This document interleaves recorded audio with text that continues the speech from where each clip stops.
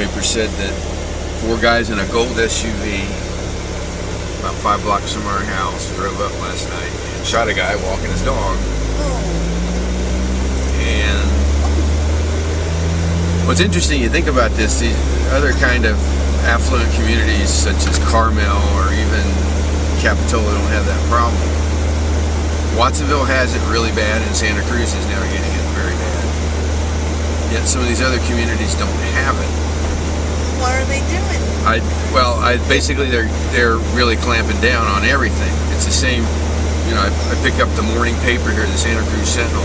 The headlines reads, downtown clubs are contributing to drunk problem. The real problem with drunkenness downtown, both customers going downtown and getting drunk and getting in fights and whatnot, and transients or those types that drink.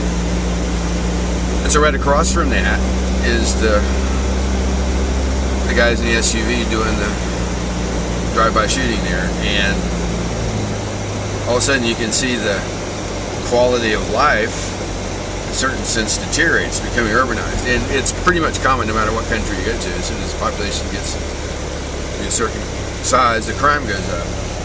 But if you clamp down on it, well, that's what I think some of these smaller communities, because they're smaller and they're not big urban, right.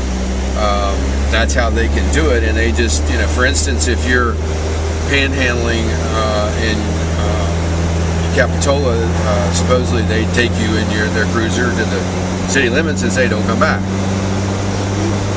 or they, you know, tell you to go to Santa Cruz. It used to be that in other areas, from the transients and the sort of petty criminals and whatnot, they would buy them bus tickets to Santa Cruz, because Santa Cruz was obviously a permissive town and it gave everybody their space and so forth.